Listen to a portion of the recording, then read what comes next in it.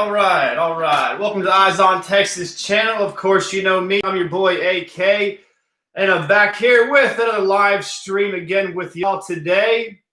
Of course, we have two folks up in here right now. Very much appreciated. Of course, as always, we have the very fast German, Mr. Schnell, talking about injuries right now. We're talking about groins and shoulders. AA battery at middle linebacker, of course, banged up a little bit with the shoulder. And, of course, potentially starting a right guard, Mr. Hoofkin, as well. So let's go ahead and get right into it. So just starting out, my name is AK, and this is the Eyes on Texas channel where I do your Texas Longhorns football pretty much every single day of the year. And we are 2 scrimmages deep into the offseason, into fall camp, whatever kind of sort of camp we are calling it these days, since we didn't really had any spring ball. We never had any formal spring game, so I don't really know exactly to call what kind of sort of camp we're in, so we're just going to call it camp. So, of course, we had a couple weeks back, we had scrimmage 1, which was, of course, won by the defense. The defense always showing up a little bit early on in scrimmages, being the main fact of timing routes and the fact that we are installing a completely new offense with a new offensive coordinator, as we know in Mike Yurcich. So, in the second one, of course, talk about our second scrimmage. The defense, Yes, of course, the defense won the second one, of course.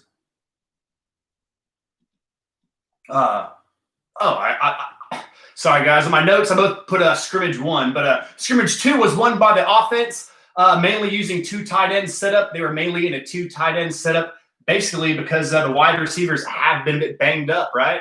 We have been a bit thin on the wide receiver as far as depth, as far as playing time. We do have very many talented wideouts at the X and the Y and the Z positions. But with that being said, the person who has been performing the most in camp this most has came about and pulled up his Achilles a couple of weeks ago. Of course, I'm talking about Troy O.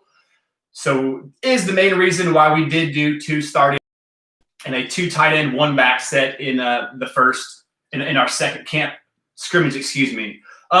First of all, I want to talk about 2 camp standouts. Without a doubt, we do have 2 things that are standing out in my mind when I'm talking about this fall camp. And number 1, without a doubt, is going to be RoJo. Without a doubt, Roshan Johnson. He's showing up, showing out all camp long. We've heard everybody talking about him. Of course, he did come from the quarterback room, and now he's going to be into the running back room. And how's he doing it? RoJo is doing it by straight up earning it. Roshan is doing it with hard work, effort. He's the kind of guy who is showing up early and staying late. If you do take this into consideration, this is going to be his first offseason transitioning from the quarterback to a running back. So this is his first time to get bigger and get a little stronger and actually work in with the running backs. He did work this past offseason with the gentleman Shoe Speed. I believe it's Shoe pronounced. It's CHUX Speed. Did lots of good training drills. Did lots of good running back movement kind of sort of stuff. So Roshan Johnson, so far, he is the starting running back. He is running back number 1 if they were to start today. This is due to a little bit of a combination of, I would say, 50% of Keontae Ingram being a bit banged up, as the Speedy German was talking about earlier. He's been banged up with some hamstring injuries going back to last year, and he's been banged up a little bit with shoulder as well. With that being said, it's just more hard work, and the fact of the and the injury is the reason why Roshan Johnson. And the number 2 standout thing that stands out to me so far, talking about camp, is going to be the defensive line. And really, it's the defensive line, period. We're going to be nasty up front, fellas. That's all there is to it. However you want to call our front 3-4 jack linebacker hybrid, really pass rushing position, we are going to be a force to be reckoned with up front. There is absolutely no doubt about it. There's 2 guys that have been really stepping up, especially the youngers, and I'm talking about true freshman Vernon Broughton and, of course, true freshman Alfred Collins. People have been very much raving about him. So we have our camp standouts, and for every action, there's an equal and opposite reaction. So let's talk about our camp burnouts. I couldn't really think of another better way to put it. So I listed this as a camp burnout. I really only have one. It's going to be Mr. Byron Bonds. What happened to him, right? So whenever we did make this new position of the jack linebacker, of course, we knew the incumbent, Mr. Dominant, Mr. He better be a first-round draft pick, Joseph Osai.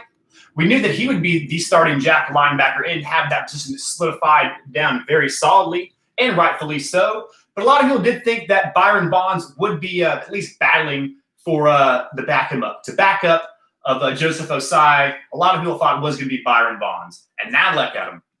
So Byron Bonds is a 6'4" sophomore from Fort Worth.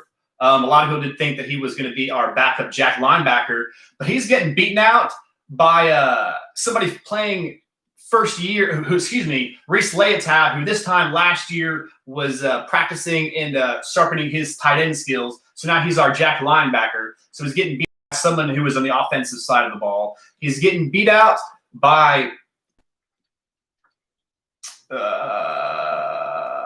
Mr. Jet Bush, sophomore Jet Bush, who is just a walk-on, very impressive walk-on, but a walk-on nonetheless, getting beat out by him. And Prince Deborah, the true freshman, has been getting more pub than Mr. Byron Bonds on the jack linebacker position. So that's something that is very concerning to me. Should be more concerning to Mr. Byron Bonds, but with that being said, not really much to know. So that's what I really have as far as the cheers and jeers portion of camp. So let's start to get into the positions as far as the depth. Of course, we're going to start out with the number one position, the QB1 position. Of course, I'm talking about our boy, Sam Ehlinger.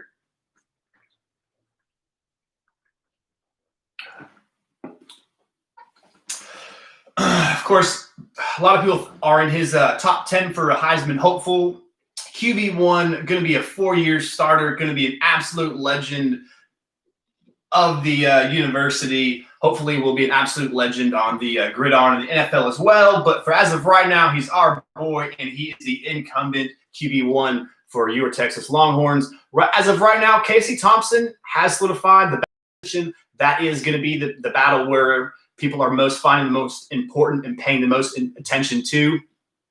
Casey Thompson has been feeling a little bit of the pressure, has been feeling the heat, of course, from the highly talented young man from Hudson. Of course, I'm talking about Hudson Card, who actually, whenever they're doing every single rep in practice, of course, whenever they're doing pass hold, they're doing pass drills, of course, the wide receivers, they go out and they run their routes, and the play happens. And as the play is happening, there's young Hudson Card behind the actual quarterback who is actually doing the drill, making the moves and making the motion, going through the pump fakes, going through the reads of the routes in order to just get a little more reps, get a little more game time, just get a little bit more knowledge of football. So that's something that I think is duly to be noted. Of course, there in the quarterback room as well, we have Jaquinda Jackson. He's still battling back a little bit from that injury, just a little bit. He is all the way healthy, but still not quite in 100% football shape. He did show up a little bit overweight as far as into this camp. I believe he was in the 230, 235 range, so not quite where we wanted him to be. All right, running back. The running back room, I did mention this earlier. The starter, as of right now, is going to be Roshan Johnson, which is awesome and amazing to see. The converted quarterback now in the running back room. Very awesome to see RoJo. And again, I did talk about it. He did it with a combination of hard work and the combination of the incumbent starter, Mr. Keontae Ingram, being a little bit banged up, a little bit injury. So definitely taking advantage, but definitely working hard. And of course, in that running back room, we are seeing Mr. Bijan Robinson being RB3. So if that person is your RB3, he is he's in a very talented room. He's in a very talented running back room with Keontae Ingram, Bijan Robinson, of course, Roshan Johnson. How long will Roshan Johnson be the starter if Keontae Ingram is healthy? That is yet to be determined. But we did have someone kind of sort of come into the fold a little bit into the Texas Longhorn backfield. That's going to be Mr. Watson. Could be from Sioux Falls. Could be the North Dakota Division II product. He did ball out one season there in Sioux Falls. He had almost 2,000 yards carries. I do believe he was highly touted. Did win some awards up there. I did make a video about him, which did blow up today. Wasn't very much thinking that was going to happen, but I got like 700 views about that, talking about Mr. Watson, the transfer running back that we got. We got around this last night is when the news came down for me, so good time hearing that. All right, Mr. Fast German, what do you think about the running back situation? How long do you think our boy RoJo Shug Johnson can hold off Conte if he's all healthy? And of course, wide receivers, very talented at the wide receivers. Of course, making an impact, looking to make an impact, who is now out with a pulls Achilles tendon, is going to be the much talented true freshman Troy, who, as I did aforementioned, did go out about a week to 10 days ago. But our starters as of right now, Tariq Black. I did say this grad transfer would make some moves. He is a big time red zone target. We don't have much. We don't have much as regard of in-game snaps. We don't have as much in-game starts. Tariq Black going to be the grad transfer from the University of Michigan. He did very well his true freshman year. Got hurt his foot. Didn't quite show out ever since then. And the person who's been showing out the most, I've been told, as far as the wide receivers, is going to be the slot position. Talking about Jake Smith.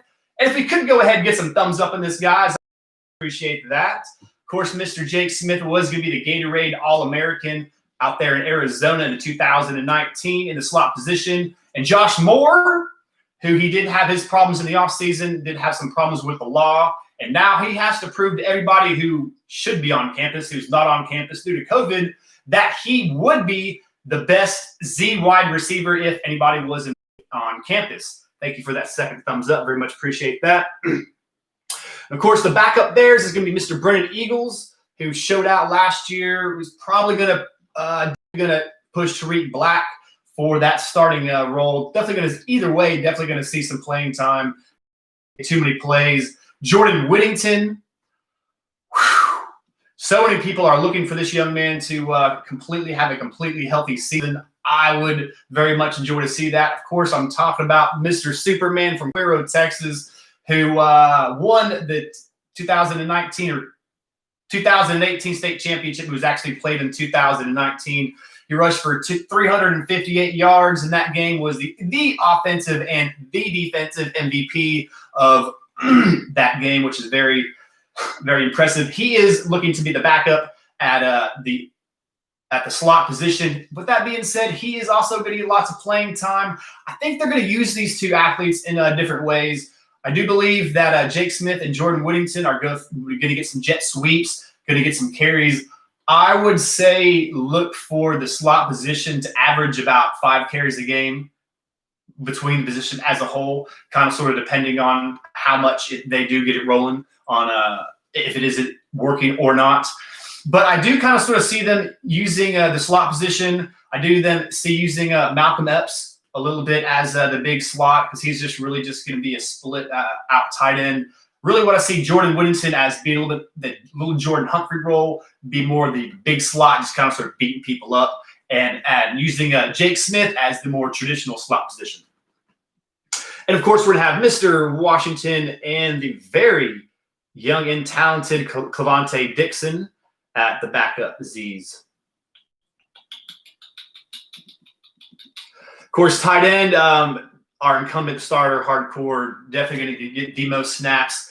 Very underrated tight end, in my personal opinion. Should be higher up rated as far as the Big 12 boards, if not other boards, periods. May potentially be a late-round draft pick if he balls out. Talking about our incumbent starter, Cade Brewer. Cade Brewer is going to be more of your traditional in-line tight end. Going to be our more in-line tight end. Can definitely help out within the blocking game and as well as the passing game. But the tight end position is going to be an interesting one altogether as it is, right? Because how much is our offensive coordinator, how much is he actually going to use the tight end position? I did a video on the tight end position, how much he did use it his whole entire time up there in OK State from 2013, 2018, somewhere right in there. And it was basically none. The tight end position was very much not used at all. So the very how much Cade Brewer and these other tight ends are going to make an impact for Texas. The backup is, of course, going to be Jared Wiley, very large man, very big tight end, very talented pass catcher in his own. He's going to be the 6'7", more inline tight end. Can definitely go out and catch a ball downfield. 6'7", 260 pounds, right in there, 250 pounds. Definitely a big gentleman in himself. And of course, the tight end that they're going to use more is a split out wide. Malcolm Epps, who's going to be 6'6", right around 240 pounds. So they use him as a big slot, such as they use little Jordan Humphrey, and a split out wide tight end, not so much as an inline blocker.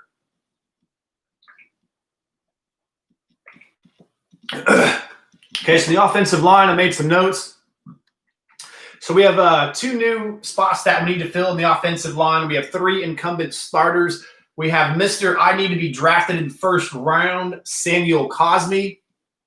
Right there, you see him backing up there. At a left, we have left guard, Junior Angulau, and at center right now, we have Derek Kerstetter. Those are going to be our 3 incumbent starters. That is, and of course, let's go ahead and fill out the starting 5. We have the 5th-year senior, Mr. Denzel Okafor, and at right tackle, we have Christian Jones. So now that is the potential starting if we were to break camp today and play our first game against. But what we want to happen is Isaiah Hookfin is out with an injury shoulder, just like we alluded to earlier, that the Speedy German was talking about all these shoulders and hammies that we've been having. What we do want to have, what I'm trying to say is the starting 5 is we want to do as this. So Isaiah Hoofkin is going to be ready. He's looking to be the right guard, but he got injured his shoulder just a few days ago, making room now for Okafor to be the starting right guard. But what we want to have is we want our very talented, very promising, and very high-rising Mr. True Freshman Jake Majors to become the starter. Hopefully that'll happen between week 4, week 5, hopefully somewhere right in there. But we want Jake Majors to become the starting center, and then moving Derek Kerstetter to the right tackle. As far as what he's showed in camp, Derek Kerstetter has been able to play all 5 offensive line positions, which is awesome. So we do want our starting 5 to be this way. We do want to be the left tackle to be Sam I need to be drafted in the first round, Cosme. At left guard, Mr. Junior Angulau. Center, we want our true freshman by week 4, week 5. That's what I'm saying. We want Mr. Jake Majors to be our freshman. We run our right guard, Mr. Isaiah Hoofkin, who I believe is a redshirt freshman in his own, very high riser this year, who was at an awesome camp, straight bowling over people before he injured his shoulder. And then, of course, we want to kick Derek Kerstetter, just like I told you, out from center to right tackle. Woo, and that's going to be the offensive line. Sorry, I fumbled that just a bit there, guys. So talking about the defensive line, in which we are loaded, we are talented. Just think of this as going to be a 7-8 man group rotation. Of course, we are going to have our starters, just like we're going to have supposed to be. Strong side defensive end, Mr. Moro Ojimo, a very young man himself. I believe he is just a sophomore. We're going to have Mr. Taquan Graham, who's going to be the senior. We're going to have Keandre Colburn, who has been balling ever since he stepped on the 40 acres as a freshman at nose tackle. And at the jack, no surprise, Mr. I also need to be drafted in the first round, Mr. Joseph Osai as the jack linebacker. But we will see much more bodies rotated in and out. Don't you worry about that.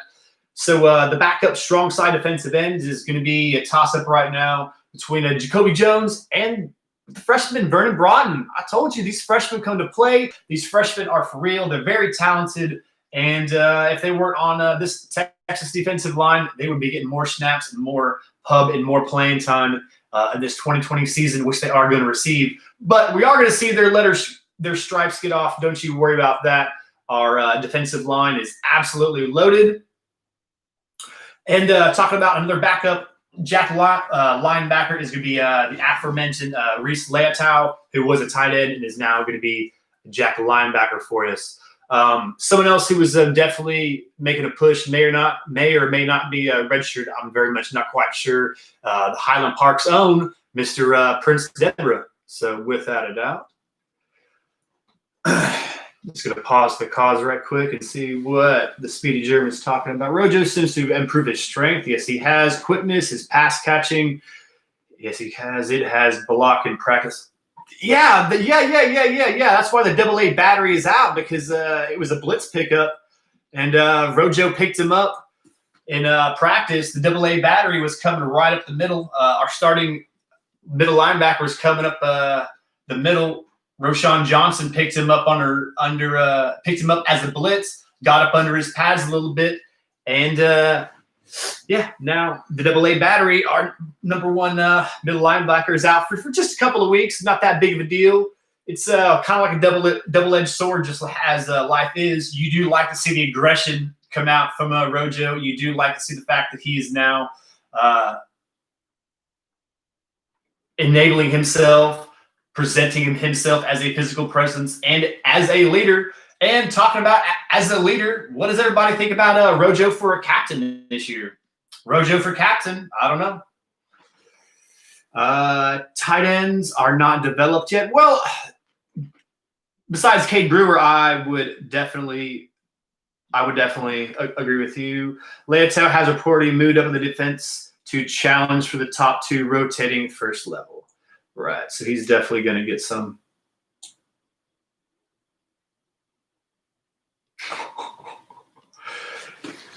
So you want to see the fat back lineup? You want to see Broughton or Collins line up on short yardage? Wasn't Collins actually a first team state running back as well? Wasn't he like one of the first people ever to be first team all state in offense and defense? I do believe he was.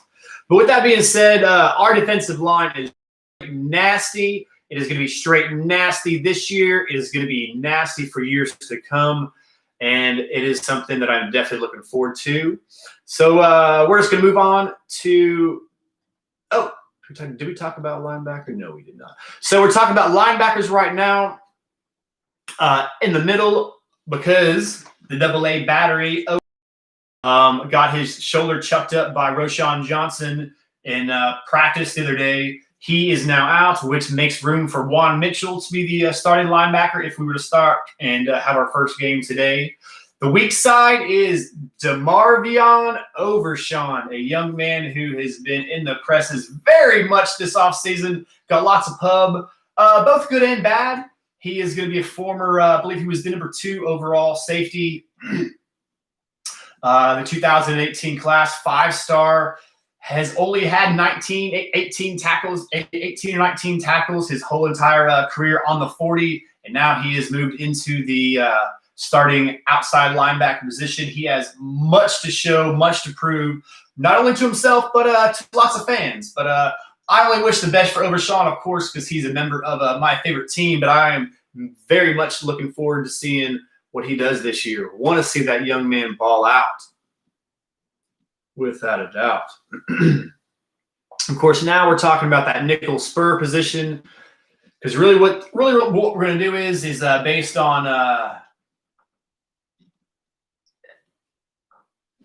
what the offense is going to do, whether they're going to be in 2 wide receivers, 3 wide receivers, of course, going to be in more wide receivers, is going to be our base defense, because there is no such thing as a base defense anymore, because it all kind of sort of depends on what the offense is doing. So whatever the offense is doing dictates what the defense is doing. That's why we kind of sort of had this nickel spur position, which is just one position. So all we're going to do is rotate, take out a linebacker, and put in this nickel spur position in order for us to gain more coverage and protect against the pass much better, so people won't throw for over 350 yards a game against us this year. So anyways, Chris Edamore is going to be the starter as of right now. Anthony Cook, who was our starting cornerback, has been beaten out and is now going for this nickel/spur position.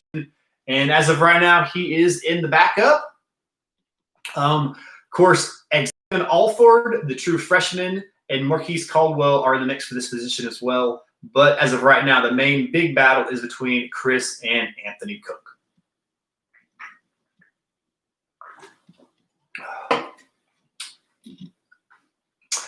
Okay, so another position where we just have an absolute bearing of riches. We are just have an absolute tremendous amount of safety talent where really we could go 4 or 5.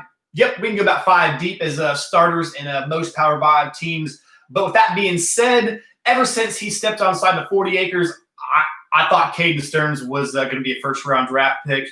His freshman year, he definitely did look like that first-round draft pick. Got injured, underperformed a little bit his sophomore year, mainly due to those injuries. And his junior year looking out to break out. Yes, Mr. I very much wish he would be a first-round draft pick. Stearns is going to be our starting free safety. Chris Brown. So if you want to play strong safety for Texas, you got to lay the wood. You got to be lay the wood because backing up Chris Brown is going to be B.J. Foster. And B.J. Foster will straight lay it like a lumberjack. He is an absolute madman back there. Plays the ball, plays the game with absolute extreme reckless abandon. Really is a throwback, kind of sort of Ronnie Lott, kind of sort of safety. Hands down, B.J. Foster is going to be gunning for that starting strong safety position, in my personal opinion. Kind of like B.J. Foster, if you don't catch my drift there. And backing up Mr. Caden Stearns is going to be the combination of Tyler Owens, in my personal opinion, will get the most reps there, and Montrell as well. We'll be getting some snaps is there. But as far as the free safety position, we are absolutely loaded. So the cornerback position is definitely up for grabs. I believe the right cornerback position is up for grabs. I do believe that I believe the left cornerback position is up for grabs. Josh Thompson is holding down that position right now. Over the starter last year, Jalen Green, excuse me, going to be from Houston, Texas. Jalen Green was a starter last year. He is, as of right now, if he were to start, would be the number 2 starting cornerback. But as of right now, it is John Thompson, and it is the Shark, your boy, Mr. Deshaun Jameson, who has the potential to be all Big 12, to be first or second team all Big 12, and who I believe has a chance to potentially come out in the NFL draft this year. So who definitely going to see some playing time is, like I said, aforementioned Katon Crawford and Jihad Barron. So that kind of sort of talks about ends where I was going to talk about the 2 deep. So we are 2 deep in there. I just have a couple of quick little things. Texas did anybody see the video that I made, or has anybody seen the film on Hayden Curry? He is an absolute monster. Just let me bring up his picture here. So Hayden Curry, he's a defensive tackle. He's 6'5", 250 pounds. He's going to be the class of 2022. He's going to be the number 1 player out of all of Indiana. I made a video blind whenever I made his video, just based on what I know about the defensive tackle position and what Texas wants from that position. We're looking for a fast. He's 250 pounds, so the weight was there. So I thought he would be running sideline to sideline. We definitely wanted him chasing down ball carriers, using that speed. So I thought we'd see him chasing down ball carriers. That's not what you get with Hayden Curry. He is just a monster at 250 pounds. Playing for Indiana, playing in that Indiana ball, I knew that he would the talent would not be as if it was be playing with the big boys in Class 6A here in Texas. So I did know that he would be throwing around those guards and tackles and centers just a little bit more than he would in Texas. But very impressive. His hands, Hayden Curry's hands are phenomenal. They're amazing. His hands are very overdeveloped for his age.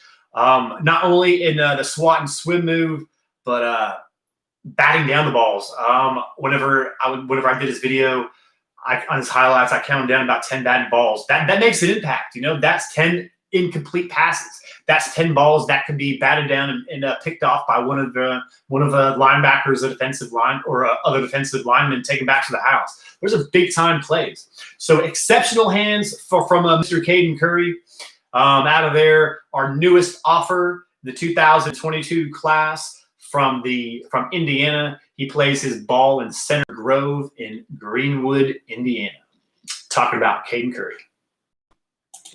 And I did tell you I was planning, to be honest with you, to do a little of Samar versus LJ series in this one, in this live stream. But Mr.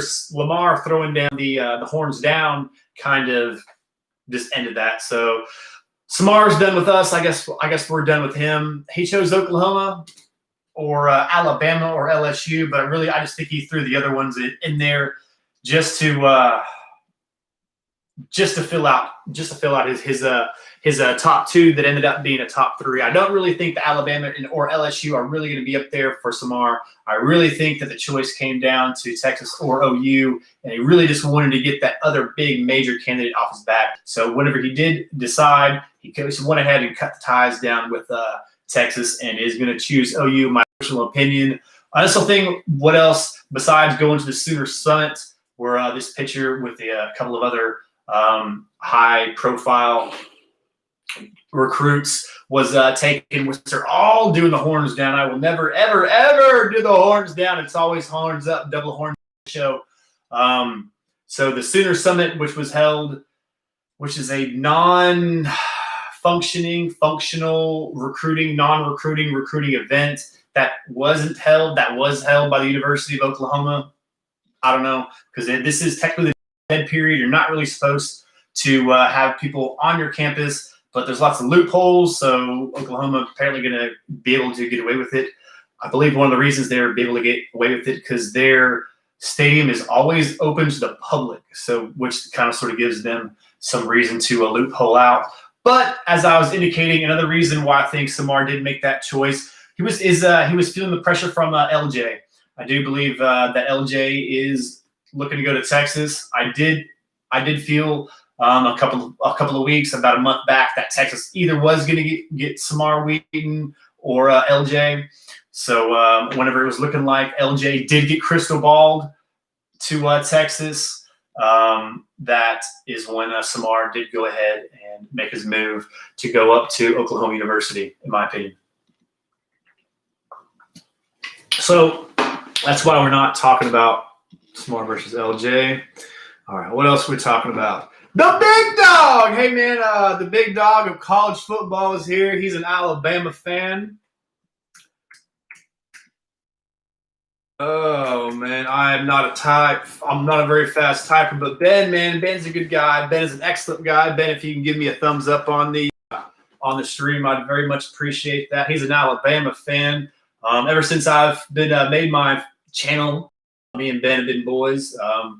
He doesn't give me a hard time. The fact that Jalen Monroe picked it up and packed it up and went to his Alabama. He's been straight killing it on the recruiting trail. He just made a video about it, which was an excellent video about how Alabama did take over Ohio State as the number one commit. Excuse me, as the number one recruiting class in all of 2021 by 247 Sports. Samar has Bama and LSU away ahead of OU. I think Samar thinks he is 3 in LSU.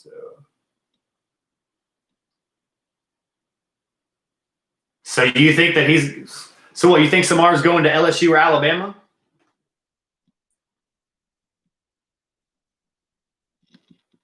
Wow. All right.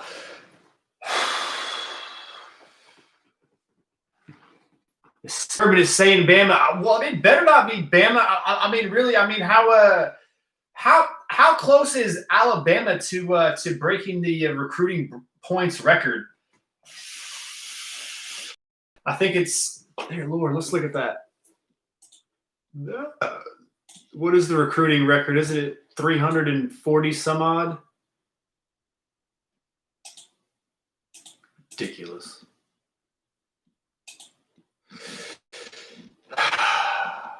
Anyways, if anybody has any questions, anything else that's on their mind, the main thing of the live stream tonight was going to be the 2 depth chart. I hope everybody much well enjoyed that.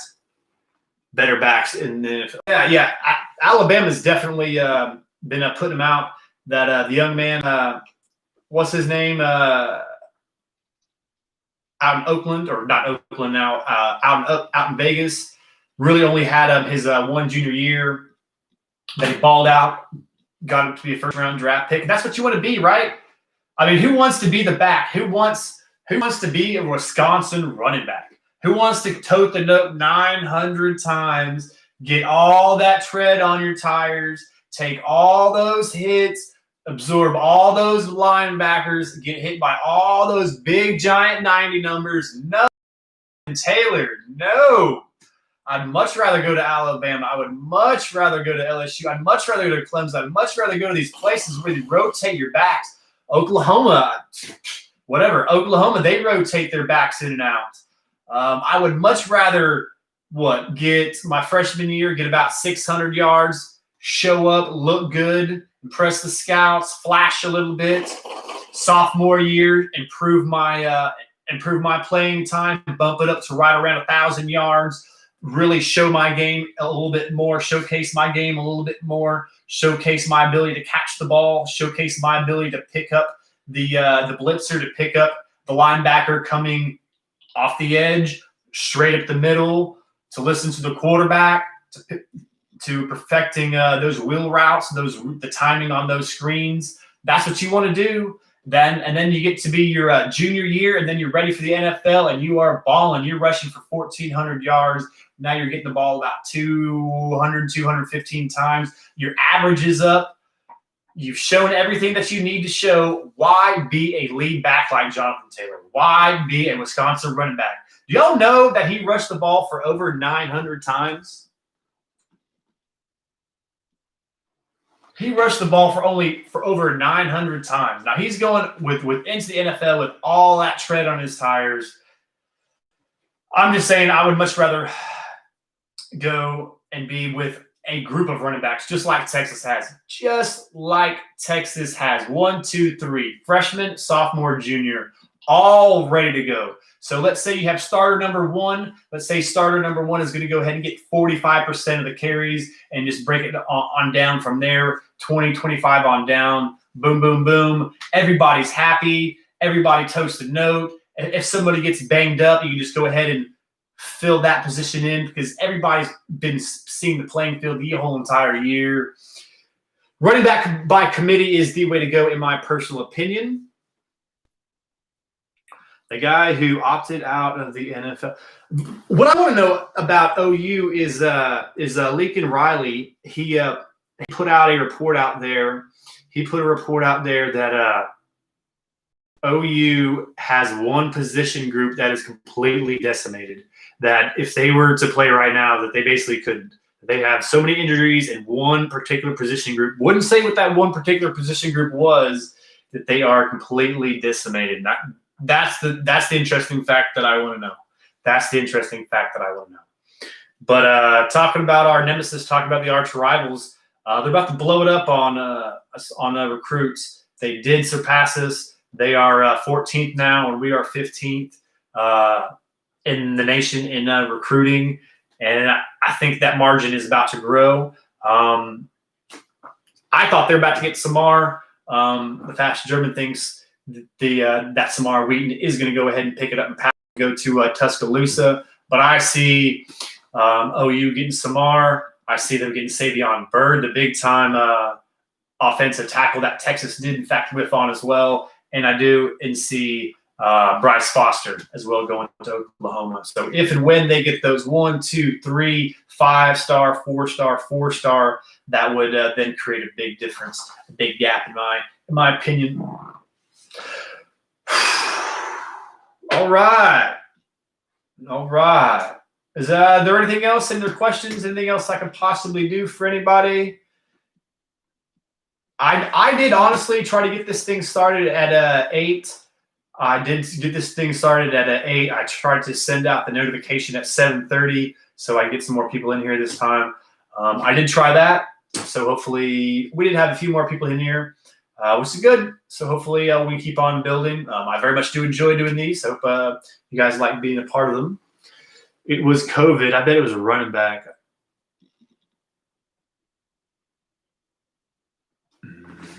So you think the running backs got decimated with the COVID? I don't know.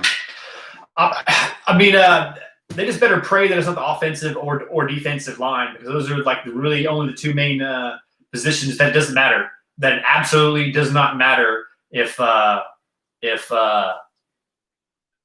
skillful or how talented or quickness and effort does not matter. Effort does not make up for 310 pounds. Doesn't matter how much effort that you're putting into how low your center of gravity is, how well your hands are positioned. If you are in the low 200s and you're going up against someone who has a 7'5" number or a 6'5" number on their chest, and they weigh 300 pounds plus, you are going to get run over. So they better hope it was an offensive defensive line.